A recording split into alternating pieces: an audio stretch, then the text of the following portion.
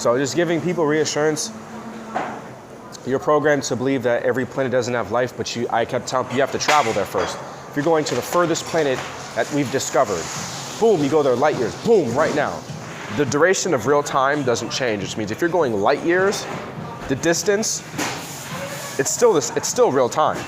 So if you went pew and then came back, or even pew and ended up there, by that time you've ended up there, meaning reality, at the time pew, there'd be life on every planet. So basically all you're saying is you have to go to this specific planet, then there's life. So that's how you have to see everything. Like there's a reason why everything is spaced out and it's not closer, because you're supposed to go at a certain speed or a certain constant speed. Once you find out the constant speed or what that speed is that allows you to be able to be in line with every planet having sustainable life at the same time, that is when, and that's kind of what I was like getting people to understand, like just speak, like all they're doing is going distance. That distance is time in light years.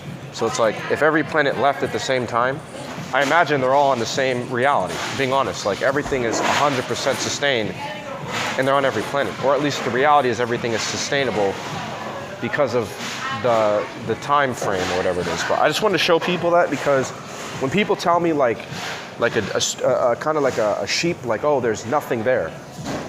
I'm just like, dude, man, like, listen to yourself, bro. You got to go there first. What speed are you traveling? You know what I mean? Like first and foremost. So if I was trying to figure that out, I know Elon Musk's taking a long time.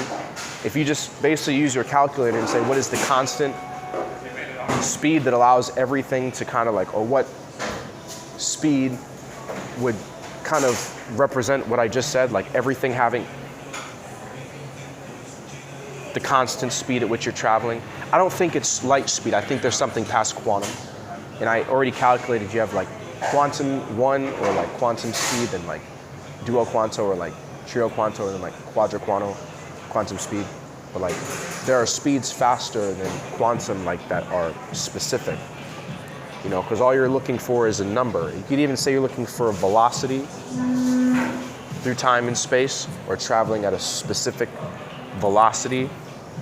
Or basic, they even say like if you're looking at like matter or a molecule, you're traveling fast, like molecularly, or like the molecular, whatever allows you to travel fast and keep your molecular structure, I guess, is something like that. It's not like shooting a beam. It's like you're in some way, shape, or form, however fast you're able to take this pencil and go from point A to point B, however fast that takes you to do that, where you can keep, that's the metric that you'd be going. And I guarantee you it's faster than light.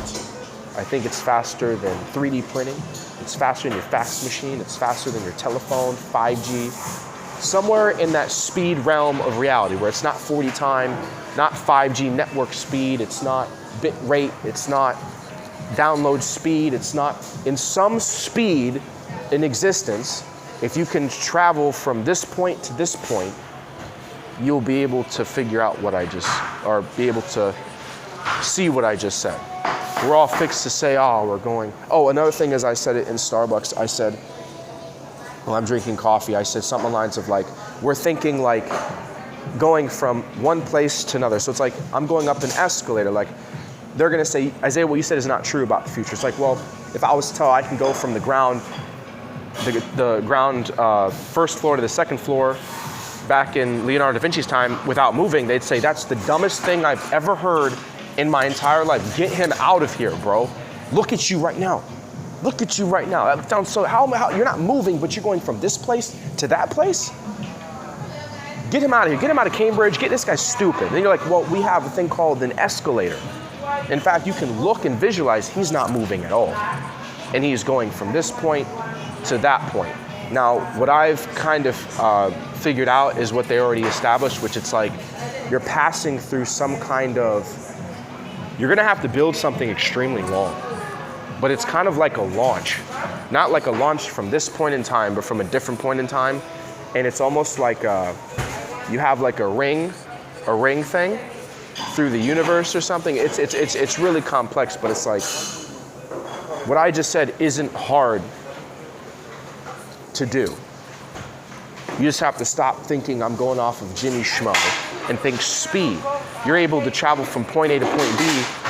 Like on an escalator, you're not moving, like use a pencil. On an escalator, you're not moving this pencil. Something else is moving it. So that's why the ring thing allows you to travel, I guess, ideologically faster than you think, because it's not you moving it, it's something else. So once you figure out what is going to allow you to move that fast without you doing anything, is how you'll travel there in an instant.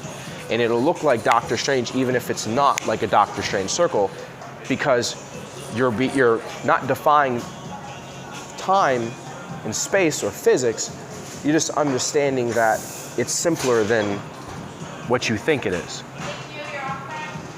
You know, it's just like saying I can't go faster than 5G. That's what you're saying, ideologically. You invented this thing, I can't possibly go faster. That sounds stupid. Like, think about it. I couldn't have possibly cleared out my storage and made my phone faster. I couldn't have possibly designed a device and made it so that everything is more efficient. Like, I just want you guys to see that. The people at Stanford, like, you guys go off of the words of people when you don't have to. I can tell people I don't have to move from the first floor to the top floor. I can just stand still and still end up on the second floor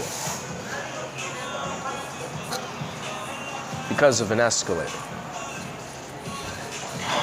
And people back then will say you sound like you don't know what you're talking about. They'll say something like physics says, they'll say God says, you have to pray before. They'll say like, oh, well, that's witchcraft and you're just making that up. They'll actually come up with different reasonings and you're like, but it's not me. It's something is splitting the difference between me and this location where I don't, it's like, it's not the laws of physics. It's just that device can do that. That's it. Not even a rocket ship. It's just whatever you've invented is just like slippery, like a slip and slide. It's like, oh, I thought you can go on a slip and slide, you go swoop, go real fast. You know, I need to make sure it's like soap, you know, putting soap on your hand and then getting it out of an impossible thing, you know, like WD-40 or something. I think of it's like WD-40 concept, like it's simpler than you think it is, you know, but it's not hard to see how wrong we are because we have certain examples of it. I say it's impossible, my head got stuck. Go get some WD-40. Go get a blowtorch and make it, you know what I mean, malleable enough to where you can bend the things and then you're now able to get through it, right? It's not impossible. It was possible before, but it's not possible right now. You know, you can even say if you have two pillars, drop 1,000 ways how you can, there's infinite ways. If you can't pass, let's say time travel or the infinite mirror is like two pillars that are close and you're telling someone physics defy me from being able to go from this point to the other side. You could, on math, you could figure out an infinite amount of ways to get through that. You just don't realize it.